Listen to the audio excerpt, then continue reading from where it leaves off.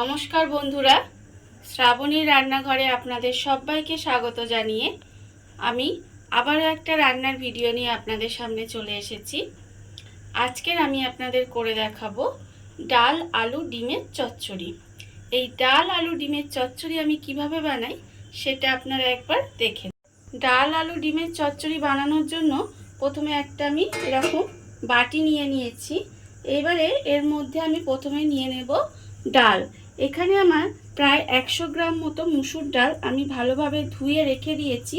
সেই ডালটা আমি এর মধ্যে নিয়ে নেব। ডালটা আমি এর মধ্যে নিয়েছি। এইবারে আমি নেব আলু। এখানে আমার মাঝারি সাইজের দুটো আলু খুব সরু সরু করে কেটে রাখা আছে, সেই আলুটা আমি এর মধ্যে দিয়ে দেব। আলুটাও আমি এর মধ্যে দিয়ে দিলাম। আর দেব আমি একটু পেঁয়াজ কুচি।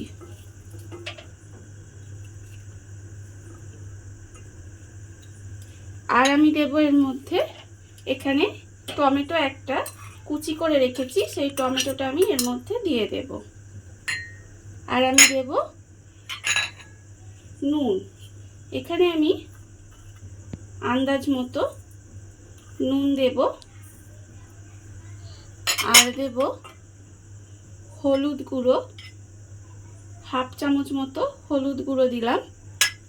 আর আমি দেব লঙ্কার গুঁড়ো 1/4 চামচ মতো। আর আমি এর মধ্যে দিয়ে দেব সর্ষের তেল।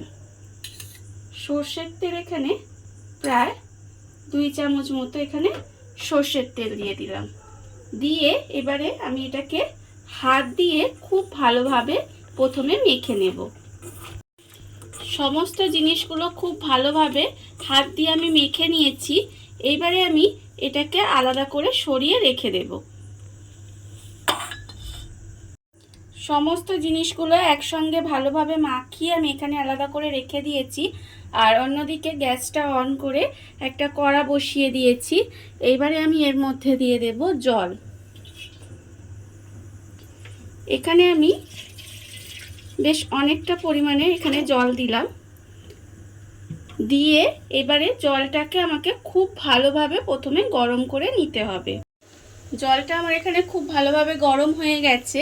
এবারে আমি এই জলের মধ্যে দিয়ে দেব যে ডাল আলু পেঁয়াজ টমেটো আর সমস্ত মশলা মাখিয়ে রেখেছিলাম, সেইগুলো আমি এই গরম জলের মধ্যে দিয়ে দেব।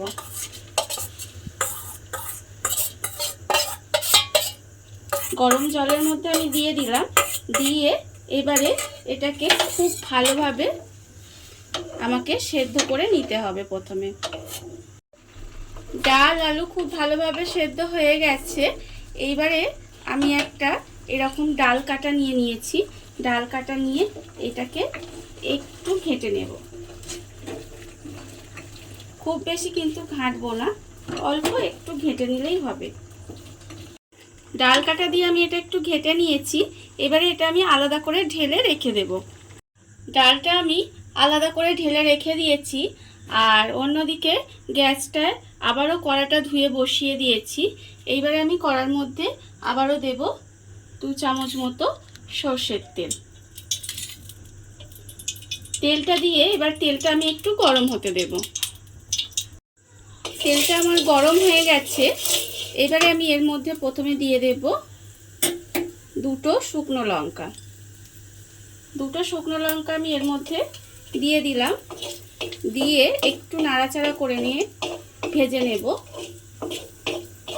শুকনো লঙ্কাটা ভাজা হয়ে গেছে।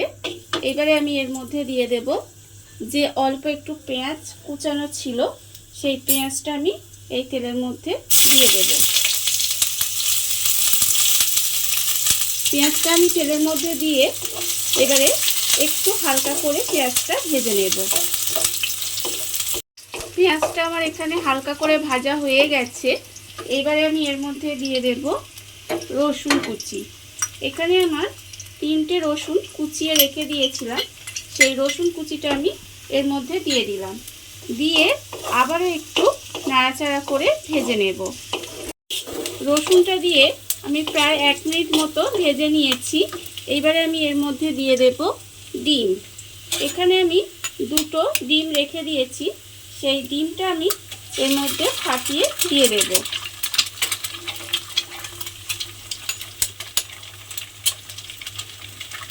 ডিমগুলো আমি এর মধ্যে দিয়ে দিলাম, দিয়ে এবারে খুব ভালোভাবে এটা মিশিয়ে নেব।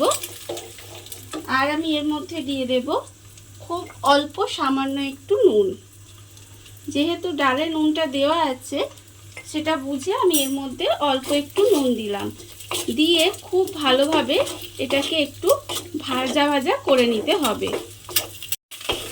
ডিমটা দিয়ে আমি ডিমটা একটু ভাজা ভাজা মতো করে নিয়েছি।